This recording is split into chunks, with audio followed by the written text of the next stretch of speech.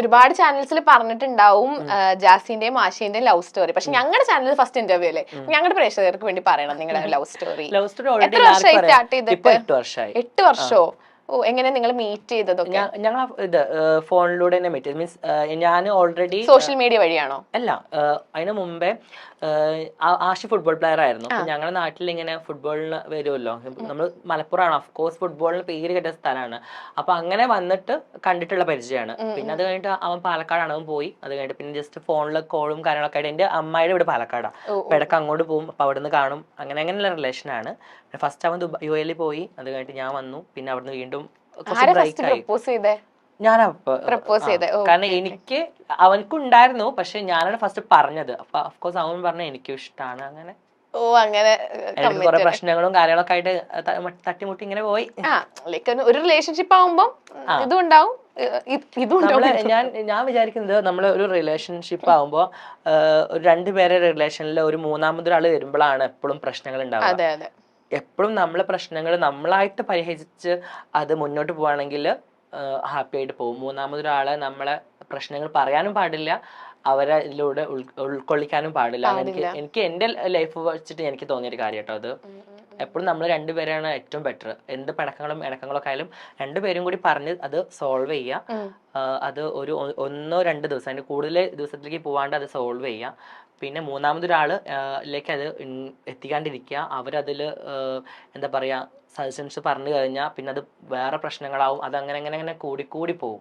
എന്റെ ലൈഫിൽ ഞാൻ എടുത്തൊരു വലിയൊരു തീരുമാനമാണ്, നമ്മളെ പ്രശ്നങ്ങൾ നമ്മളത് വേറെ മൂന്നാമതൊരാൾക്ക് പ്രശ്നങ്ങൾ ഉണ്ടായിട്ട് നിങ്ങൾക്ക് രണ്ടാൾക്കും അങ്ങോട്ടും ഇങ്ങോട്ടും മനസ്സിലായിട്ടുണ്ടാവും. ഇനി ഒരാളെ ഇൻക്ലൂഡ് ചെയ്യണ്ട, നിങ്ങൾക്ക് രണ്ടാൾക്കും കുറേ ആൾക്കാരെ പ്രശ്നങ്ങൾ കേൾക്കുമ്പോൾ ഈ മൂന്നാമതൊരാളാണ്, തേർഡ് പേഴ്സൺ ആണ് എപ്പോഴും ഒരു ഇത്.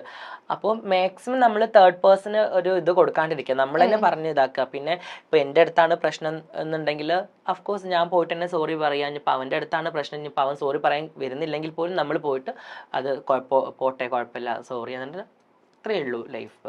അതെ. അപ്പം ഇപ്പൊ ഈ ഒരു 8 വർഷത്തിനിടയിൽ ഒരുപാട് ചാലഞ്ചസും ഒക്കെ ഫേസ് ചെയ്തിട്ടുണ്ടാവും. ഏറ്റവും സങ്കടപ്പെടുത്തിയ ഒരു സിറ്റുവേഷൻ എപ്പോഴായിരിക്കും? എനിക്ക് എന്റെ സോഷ്യൽ മീഡിയയിൽ വരുന്ന ചില കമന്റ്സുകൾ, ഭൂരിഭാഗം കമന്റ്സുകൾ ഞാൻ വായിക്കാറില്ല. എന്നോട് എന്റെ ഫ്രണ്ട്സ് ഒക്കെ ചോദിക്കും, ജാസ് നിന്റെ ഇപ്പോഴത്തെ വീഡിയോ താഴത്ത് ഇങ്ങനെ കമന്റ് വന്നിട്ടുണ്ട്. അപ്പോഴായിരിക്കും ഞാൻ കമന്റ് ബോക്സ് നോക്കും. ഞാൻ കമന്റ് ബോക്സ് നോക്കാറില്ല. നല്ല കമന്റ്സ് ചിലപ്പോൾ ഞാൻ ഇങ്ങനെ റിപ്ലൈ കൊടുക്കും. ഫസ്റ്റ് വരുന്ന നമ്മുടെ ഫ്രണ്ട്സിന്റെ കമന്റ്സ് ഒക്കെ അതിന് റിപ്ലൈ കൊടുക്കും. അല്ലാണ്ട് ബാക്ക് ഔട്ട് വരുമ്പോൾ കമന്റ്സ് ഒന്നും ഞാൻ റിപ്ലൈ കൊടുക്കാറില്ല.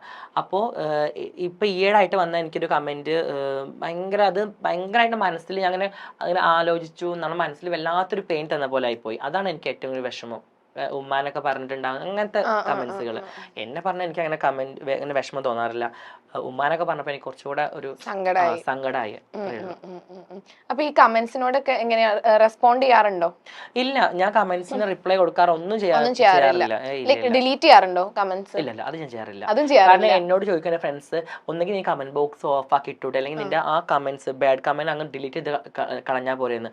അപ്പൊ ഞാൻ പറയും ഇല്ല, ഡിലീറ്റ് ചെയ്ത് കളയാ. ഇപ്പൊ എന്നെ ഒരാള് കുണ്ടെന്നോ അല്ലെങ്കിൽ 9 അല്ലെങ്കിൽ ചാന്തുപൊട്ട് അതിനപ്പുറത്തേക്കുള്ളത് വിളിക്കൂട്ടോ. ഞാൻ പൂമാക്കെ വിളിക്കാറുണ്ട്.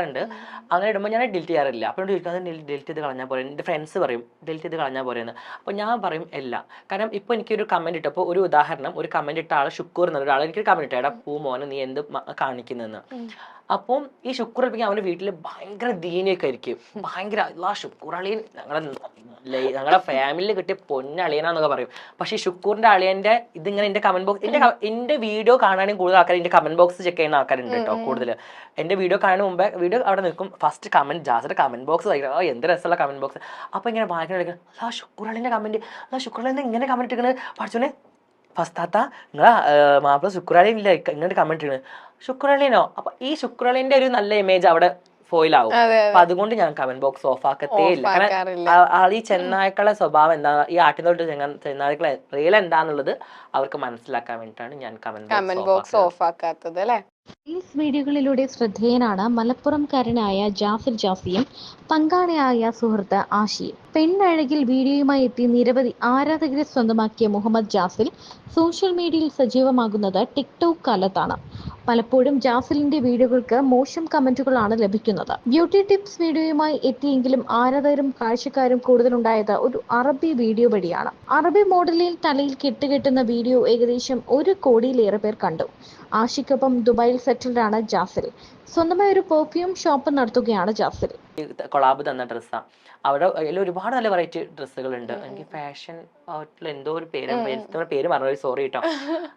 അപ്പോൾ എനിക്ക് ഡ്രസ് സെൻസ് എനിക്ക് ഭയങ്കര ഇഷ്ടമാണ്. നല്ല ഡ്രസ്സ് ഇടുക, നന്നായിട്ട് മേക്കപ്പ് ചെയ്യുക, നല്ലതായിട്ട് അണിഞ്ഞൊരുങ്ങി ഒരു സ്ഥലത്ത് പോവുക, എനിക്ക് ഭയങ്കര ഇഷ്ടമുള്ള കാര്യം. ഈവൻ എനിക്ക് അതേപോലത്തെ ഒരാളെ കിട്ടുകയും ചെയ്തു ആഷിയും ഭയങ്കര അങ്ങനത്തെ കാര്യത്തിൽ ഭയങ്കര ഇത് നോക്കുന്നത്. വേറെ ഒന്നും ഇല്ലെങ്കിൽ ഫുഡ് കൊടുത്തില്ലെങ്കിലും വേണ്ടില്ല, ആഷിക്ക് നന്നായിട്ട് വെൽ ഡ്രസ്സായിട്ട് പോകണം.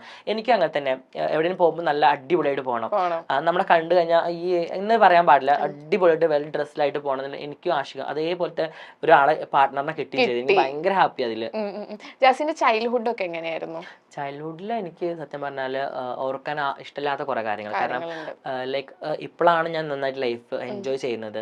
ആ സമയത്തൊക്കെ ഓഫ് കോഴ്സ് എനിക്ക് എന്നെ കളിയാക്കി മാറ്റി നിർത്തലും പരിഹസിക്കലും എല്ലാവരുടെ ലൈഫിൽ, എല്ലാ ആൾക്കാരുടെ ലൈഫിൽ ഉണ്ടാവുന്ന പോലത്തെ സംഭവങ്ങളൊക്കെ തന്നെ എനിക്ക് ഒരു ഇപ്പോഴും ഹോണ്ട് ചെയ്യുന്ന അല്ലെങ്കിൽ ഒരു ട്രോമ ആയിട്ട് ഇപ്പോഴും ലൈഫിൽ കിടക്കുന്ന ഒരു പണ്ടത്തെ എന്തെങ്കിലും ഇൻസിഡൻസ് ഉണ്ടോ? ഞാനൊരു ജ്വല്ലറിയിൽ വർക്ക് ചെയ്തിട്ടുണ്ടായിരുന്നു. ദുബായ് ഗോൾഡൻ ഡയമണ്ട്സ് എന്നുള്ള ജ്വല്ലറി വളാഞ്ചേരിയിൽ വർക്ക് ചെയ്തിട്ടുണ്ടായിരുന്നു. എൻ്റെ ഡിഗ്രി കഴിഞ്ഞ സമയത്ത് ജോലി കിട്ടാൻ തുടങ്ങി. പെട്ടെന്ന് ആ സമയത്തൊന്നും ഞാൻ നമുക്ക് ഇൻസ്റ്റാഗ്രാമോ ഒന്നും ഇല്ല. ആ സമയത്ത് ജാസ്തി ആരാന്ന് പോലും ആൾക്കാർക്ക് അറിയില്ല. അങ്ങനത്തെ സമയത്ത് ഞാൻ ഒരു ജ്വല്ലറിയിൽ വർക്ക് ചെയ്യുന്ന സമയത്ത് അവിടെ ജ്വല്ലറി എടുക്കാൻ വന്ന ഒരാൾ എന്നെ എൻ്റെ സ്റ്റാഫുകളുടെ മുമ്പിൽ നിന്ന് ഇങ്ങനെ ചാന്തുപൊട്ടല്ലേ, ചാന്തുപൊട്ടാണല്ലോ നിങ്ങളെ കണ്ടിട്ട് എന്നിട്ട് ഒരു പെണ്ണാണ് പറഞ്ഞത്, ആണല്ല കേട്ടോ പറഞ്ഞത്, ഒരു സ്ത്രീയാണ് എന്നോട് പറഞ്ഞത്. ആ ചാന്തുപൊട്ടാണല്ലോ കണ്ടിട്ട് അങ്ങനെ പറഞ്ഞു. അത് എൻ്റെ ഫ്രണ്ട്സിന് മുമ്പിലും അത്രയും ആൾക്കാരുടെ മുമ്പിൽ നിന്ന് പറഞ്ഞപ്പോൾ എനിക്ക് ഭയങ്കരമായിട്ട് മനസ്സിൽ വിഷമം വന്നു. എനിക്കത് അത്രയും എൻ്റെ ലൈഫിൽ ഫസ്റ്റ് ടൈമാണ് എൻ്റെ ഒരാൾ അങ്ങനെ പറയുന്നത്. അത് പണ്ടായിരുന്നു, ചെറുപ്പത്തില്, അതായത് ഞാൻ ഡിഗ്രി കഴിഞ്ഞ സമയത്ത്, അത്ര ചെറുപ്പത്തിലല്ല, ഡിഗ്രി കഴിഞ്ഞിട്ട് നിൽക്കുന്ന സമയത്ത്. ദുബായിലൊന്നും വന്നിട്ടില്ല. ആ സമയത്ത് ഇൻസ്റ്റാഗ്രാമും ഒന്നുമില്ല, നമ്മൾ ആരാന്നൊന്നും അറിയാത്ത ആ സമയത്ത് എന്നോട് അങ്ങനെ പറഞ്ഞു. അപ്പോൾ എനിക്ക് ഭയങ്കര വിഷമമായി. അതെന്റെ മനസ്സിൽ ഇപ്പോഴും കിടക്കുന്ന ഒരു ഇൻസിഡൻസ്. അത് മറക്കാൻ പറ്റുന്നില്ല എനിക്ക്. ആ ആളെയും എനിക്ക് മറക്കാൻ പറ്റുന്നില്ല. പിന്നീട് ഇത് കഴിഞ്ഞപ്പോ ഒരുപാട് നാളായി അയാൾ വല്ല കോണ്ടാക്ട് ചെയ്യാനോ? ഇല്ല അങ്ങനത്തെ ഒരാളെ ഇല്ല നമ്മൾ ഉദ്ദേശിക്കുക. അത് സത്യം പറഞ്ഞാല് ഒരു ഉസ്താദിന്റെ വൈഫായിരുന്നു.